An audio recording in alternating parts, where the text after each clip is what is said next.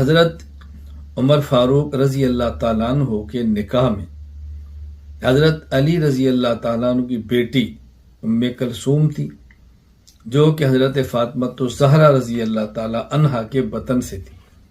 چونکہ حضرت علی رضی اللہ تعالیٰ عنہ نے سب سے پہلا نکاح فاطمہ الزہرا سے کیا ہے، اور جب تک وہ زندہ رہیں تو آپ نے دوسرا نکاح نہیں فرمایا۔ اس کی وفات کے بعد آپ نے کئی ایک نکاح فرمائے ہیں، اور بیک وقت آپ کے نکاح میں ظاہر ہے 4 بیویاں رہ سکتی ہیں، اس سے زیادہ تو نہیں ہوتی۔ لیکن ام کلثوم حضرت فاطمہ الزہرا رضی اللہ تعالیٰ عنہ کی بیٹی ہے،